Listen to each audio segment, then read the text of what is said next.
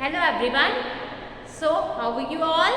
In today's video we are going to understand the advertising research management. Under this we are going to deal with the media management. Media, you understand, media is having a very important in the business era, right? अपनी चीज को consumer तक पहुंचाने का सबसे बड़ा काम कौन करती है? मीडिया करती है। आपकी चीज लोगों तक पहुंचाना, ये तो मैं एक प्रोडक्ट की बात कर रही हूँ। अगर कोई भी डीलिंग है, कोई भी काम है, अगर आपको लोगों तक पहुंचाना है, अपने आप को प्रेजेंट करना है, तो वो मीडिया के थ्रू सबसे ज़्यादा अच्छे तरीके से लोगों के पास पहुंचते हैं। ठीक है, तो अब हम लोग क्या पढ़ रहे हैं? एडवर्टाइजिंग का मीडिया, एडवर्टाइजिंग के लिए मीडिया का क्या रोल है वो हम पढ़ने जा रहे हैं। जैसा कि हमने हमारे लास्ट वीडियो में डैगमार अप्रोच पढ़ा था, वैसे ही हम इस वीडियो में हम लोग मीडिया मैनेजमेंट देखने जा रहे हैं। Let us see what are the objectives of this topic. So first you have to learn media selection, then scheduling, and then audience media selection. Okay students? So first one is media selection आप क्या basis पे करते हैं? तो सबसे पहले as per the product, जैसा product रहेगा, उसका जैसा नेचर रहेगा, उसके जैसे फीचर्स आएंगे, उस हिसाब से आपको प्रोडक्ट को चूज करना है। सपोज आपको शॉर्ट मैसेज पहुंचाना है किसी के तक कहीं, तो आप उसमें ऑडियो मीडिया का यूज कर सकते हैं, like radio and all. Okay students, बहुत ज़्यादा आपको लिखित में या रिटर्न में मैसेजेस पहुंचाने, प्रिंट से पहुंचाने, तो आप लोग प्रिंट मीडिया का यूज कर सकते हैं, लाइक मैगजीन्स। ओके, आजकल तो बहुत सारे मीडिया चलते हैं, मैं आपको भी इसकी डिटेल आपको बताती हूँ आगे। देन एज पर बजट, आपकी कंपनी का बजट क्या है, उस हिसाब से आपको मीडिया चूज करना है, राइट? आपका बजट कम है तो उसके अंतर्गत आने वाला मीडिया आपको यूज करना है, अदरवाइज आपका पूरा जो प्रोडक्ट का कॉस्टिंग है उसमें डिस्टर्बेंस आ जाएगा और अल्टीमेट ऑब्जेक्टिव जो आपका है प्रॉफिट अर्न करना, वहाँ पे प्रॉब्लम्स क्रिएट हो जाएगी। Okay, next one is objective of advertising. आपका ऑब्जेक्टिव क्या है एडवर्टाइजिंग करने का, वो आपको सबसे पहले उस पर रिसर्च करनी है और ऑब्जेक्टिव के हिसाब से आपको जो है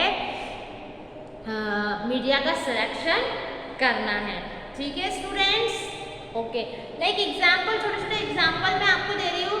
जैसे आजकल लर्निंग एप्स आते हैं, like Vedantu, Byju's, online apps जो हैं, जो बच्चों को एजुकेशनल साइट्स होती हैं, ये एजुकेशनल ऐप्स है। वहाँ जाकर के बच्चा जो है अगर उसमें लॉगिन करता है और वो एप्स जो वेदांतु वाले हैं, बायजूस वाले हैं, ई-टॉपर्स वाले हैं, उनसे अगर कंसर्न करता है तो उसके थ्रू वो पढ़ाई कर सकता है, ऑनलाइन स्टडीज़ कर सकता है और काफ़ी उससे बच्चे को मतलब पढ़ाई में आराम मिलता है और उसे बहुत कुछ सीखने के लिए मिलता है। तो इसके लिए आपने वेदांतु वगैरह की एड्स देखी होगी।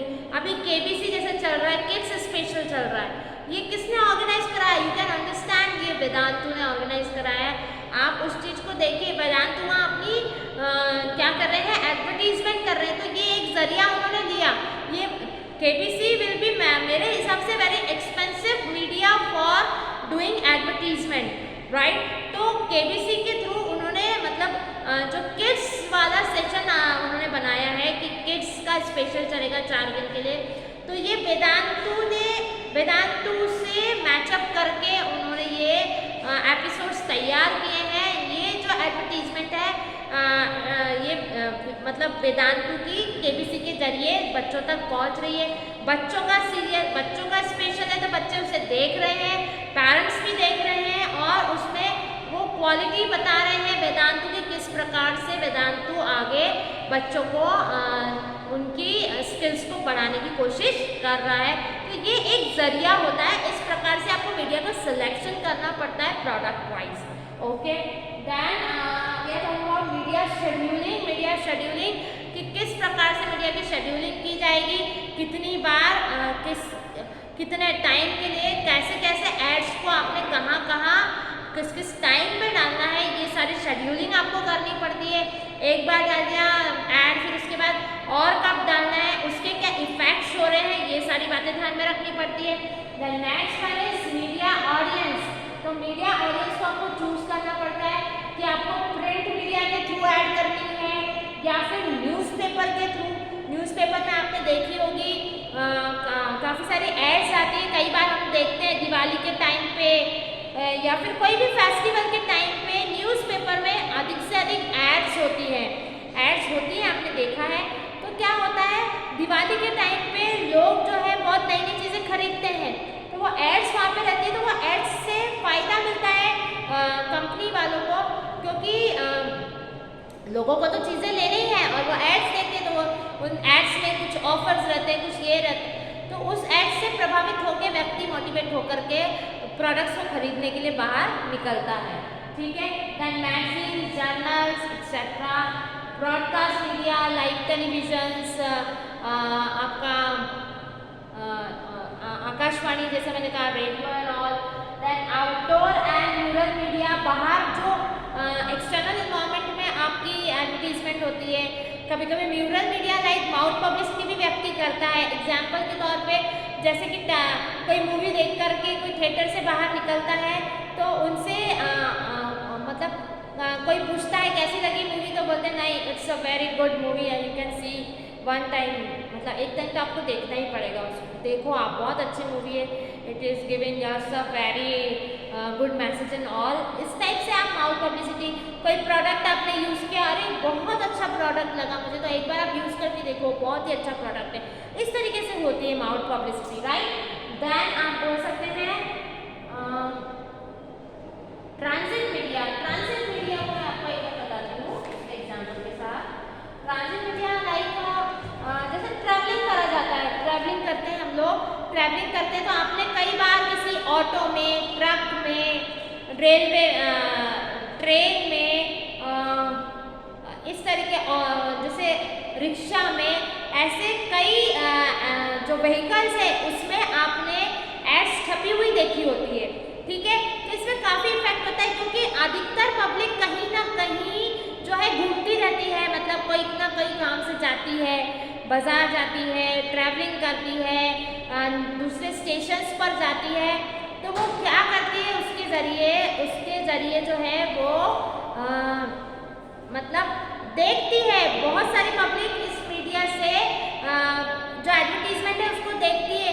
आप चलते चलते यूं ही चल रहे हैं और आपने देखा उस ऑटो पे कुछ एडवर्टीजमेंट छपी है, तो आपका ध्यान उस पर जाता है, बड़े बड़े पोस्टर्स लगे रहते हैं ट्रेन में, ट्रक में, तो आपका ध्यान जाएगा ही, क्योंकि आप रोड पर चल रहे हैं, आप कहीं ना कहीं रेलवे में चल रहे हैं, तो आपका ध्यान उस चीज़ों पर जाता ही है, राइट। देन डायरेक्ट मेल कर सकते हैं आप टारगेट ऑडियंस ढूंढ करके आप उनको डायरेक्ट मेल कर सकते हैं इंटरनेट के थ्रू, आपके मेल आईडी से, राइट। देन वेबसाइट्स के थ्रू आपने देखा होगा, कभी कोई वेबसाइट्स को आप यूज़ कर रहे हैं, तो वेबसाइट्स में बीच में कुछ एड्स आती रहती हैं, तो कभी कभी तो आप उनको इग्नोर करते हो, कभी कभी आपको ऐसा लगता है कि अच्छी एड्स है तो आप उनको देख भी लेते हो, राइट।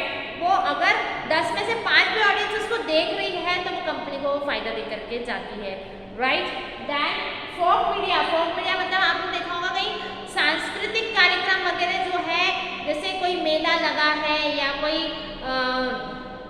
कहीं पर भी चैरिटी शोज वगैरह हो रहे हैं, वहाँ पे भी बहुत अच्छे से आप ऐड कर सकते हैं, क्योंकि लोग ऐसे सांस्कृतिक जगह पर जाते हैं और वहाँ पर पसंद करते हैं ऐसे प्रोग्राम्स को देखना। तो ऐसे प्रोग्राम्स में अगर आप एडवर्टीजमेंट करते हैं तो वो एडवर्टीजमेंट को देखते हैं लोग और उसको पसंद ज़रूर करते हैं। फिर एक और चीज़ मैं आपको बताना भूल रही हूँ, जैसे क्रिकेट ऑर्गेनाइज किया जाता है, तो क्रिकेट में जब आप क्रिकेट देखते हैं तो वहीं के वहीं देखिए आप ग्राउंड में कितनी सारी एड्स लगी होती है।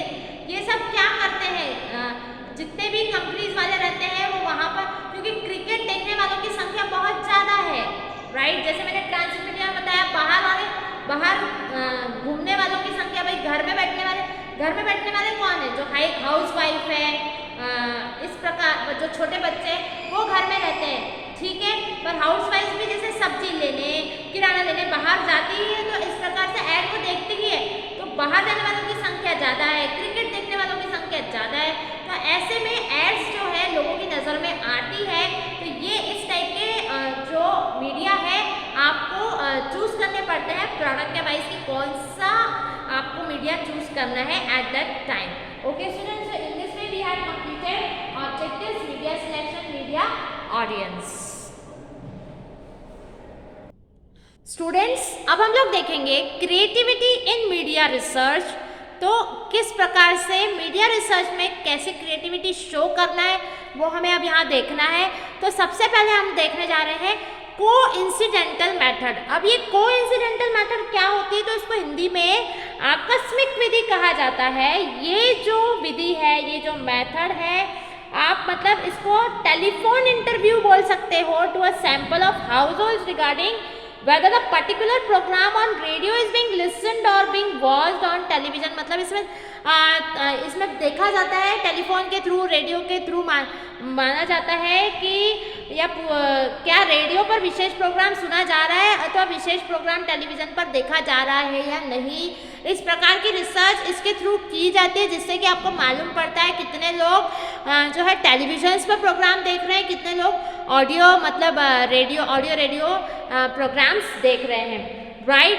Then second one is the roster recall. Roster recall method क्या होती है, पुनः बुलावी सूची विधि। इसमें आप क्या करते हैं, यह जो मेथड है, ये जो मेथड है वो व्यक्तिगत पूछताछ पर निर्भर करती है। इस विधि में उत्तर देने वालों को प्रोग्रामों की सूची इसलिए दिखाई जाती है ताकि वे याद कर सके कि उन्होंने कौन से प्रोग्राम देखे अथवा सुने हैं। इससे क्या होता है कि जैसा उनने याद किया कि हमने ये देखे सुने हैं, तो कभी कभी दिमाग में से स्ट्राइक हो जाता है कि हाँ ये चीज़ें हमने देखी है सुनी है, तो उसके बारे में वो और मीडिया को बताते हैं और फिर से वो प्रोग्राम उन्हें याद आ जाते हैं और वो शायद वो वापस देखने के लिए उसकी तरफ अट्रैक्ट हो जाते हैं। Then diary method. Diary method मतलब क्या है, this method is based on opinion method. The respondent are given diary specially designed to gather requisite information. The main advantages of this method over roster recall method is that the respondent accurately record their views and information filled in without errors that may arise due to memory lapse और interview बायस। देखिए roster recall में आपने क्या देखा था कि आपसे recall करवाया जाता है कि आपने वो प्रोग्राम देखा था, कैसा लगा, क्या हुआ, और इस तरीके से आपसे पूछा जा रहा है। तो जब ऐसा आप रिकॉल करा रहे हैं, आपसे सामने वाला पूछ रहा है, ऐसे केस में क्या होता है, कई चीज़ें आप स्किप कर जाते हो, भूल जाते हो। तो डायरी मेथड में जब वो यही चीज़ें आपसे पूछी जा रही है और आप बिल्कुल याद कर करके उसको लिख रहे हो, तो कोई भी चीज़ें जो है स्किप होने की संभावनाएं कम होती है। देन द ऑडियोमीटर मेथड हम देखने जा रहे हैं। इसमें क्या होता है, सुनने वाला मीटर एक इलेक्ट्रॉनिक मशीन होती है जो कि टीवी के साथ अटैच्ड होती है। इसमें एक मैग्नेटिक टेप होती है जो कि टीवी चालू करने पर समस्त सूचना को, सारी इंफॉर्मेशन को रिकॉर्ड कर लेती है। इस विधि की सहायता से जो लोगों का एकत्रित तौर पर अनुमान प्राप्त करना संभव है, क्योंकि सुनने वाला मीटर जो है सैंपल लगभग 1 महीने के लिए वहीं रहता है, परंतु सुनने वाला मीटर लोगों की उपस्थिति और स्वभाव को बताने में असमर्थ रहता है। मतलब आप ये समझ सकते हो, मैग्नेटिक टेप है, वहाँ जाते हैं आप जब भी, तो आपका जो मन का उसके लिए है, मतलब प्रोडक्ट के लिए विचार है, वो जो है मैग्नेटिक टेप के थ्रू क्या हो जाता है, टेप हो जाता है। पर ये जो मीटर है वो 1 महीने तक ही चलता है। The next one is the advertising effectiveness. मतलब कि विज्ञापन प्रभावीकरण the return of advertisement campaign are measured from time to time to find out its effectiveness in the light of establishment objective. मतलब इसकी इफेक्टिवनेस को टाइम टू टाइम जो है assess किया जाता है कि किस प्रकार से ये मेजर कर रहे हैं हम लोग और किस प्रकार से रिजल्ट दे रहे हैं। और अगर ऐसा लगता है कि रिजल्ट कम ज़्यादा है तो हम इसमें कुछ अपडेट्स कर सकते हैं। सो इन दिस वे जो है मीडिया मैनेजमेंट में क्रिएटिविटी इन मीडिया रिसर्च हम लोगों ने देखा है। So students, That's all for today. Thank you.